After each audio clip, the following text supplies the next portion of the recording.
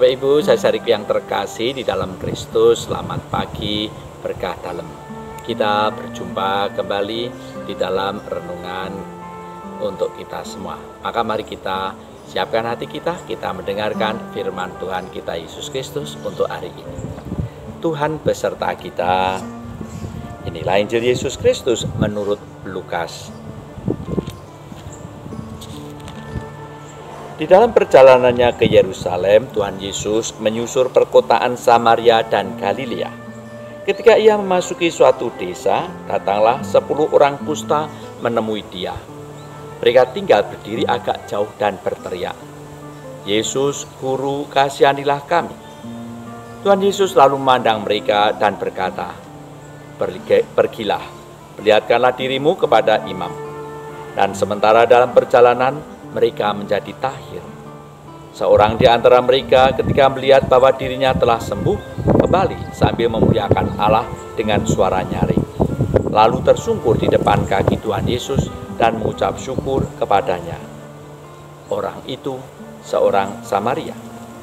Lalu Tuhan Yesus berkata, "Bukankah ke-10 orang tadi semuanya telah menjadi tahir? Di manakah yang 9 orang tadi? Tidak adakah di antara mereka yang kembali untuk memuliakan Allah selain orang asing ini?" Lalu Tuhan Yesus berkata kepada orang itu, "Berdirilah dan pergilah, imanmu telah menyelamatkan engkau." Demikianlah Injil Tuhan. Bapak Ibu saudaraku yang terkasih di dalam Kristus, ada orang datang menceritakan penyesalannya, minta maaf pada Tuhan karena apa? Dia merasa telah mengkhianati, tidak percaya pada Tuhan. Alasannya apa? Orang itu mengatakan demikian. Memang pada hari-hari ini saya sedang mengalami begitu banyak masalah. Saya menjadi sangat putus asa karena masalahnya berat. Saya sudah mencoba berdoa berkali-kali, tetapi rasanya kok Tuhan tidak memberikan jawaban apapun terhadap permasalahan saya.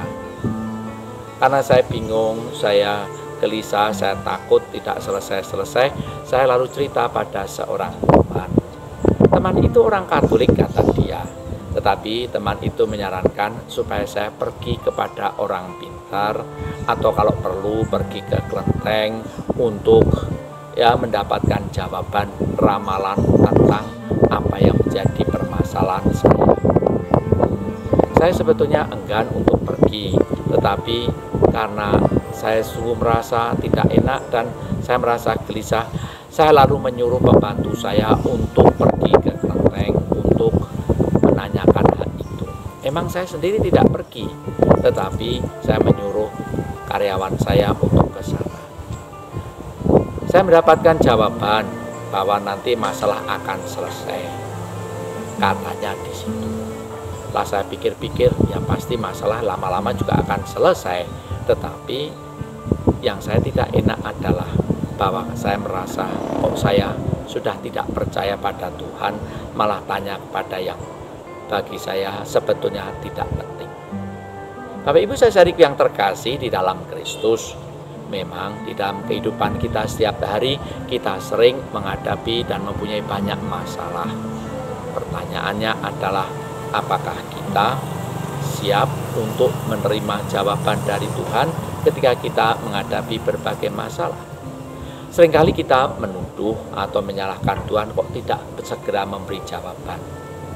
Tetapi seringkali kita lupa bahwa Tuhan sebetulnya sudah memberikan jawaban.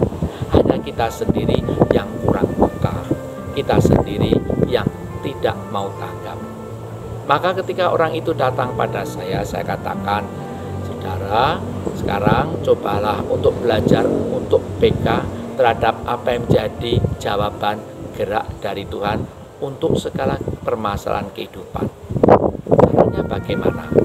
Cobalah membuat daftar setiap hari kalau bisa, apa-apa saja yang Tuhan berikan kepada kita tanpa kita memintanya. Nanti setelah 3 hari datang lagi pada saya, nanti akan kita bicarakan bersama apa saja yang sudah Tuhan berikan sebelum bahkan kita minta. Orang itu lalu pergi dan 3 hari kemudian dia datang dan dia membawa begitu banyak daftar mengenai kebaikan Tuhan yang telah dia alami meskipun tidak diminta. Orang itu semakin merasa malu karena telah tidak percaya pada Tuhan.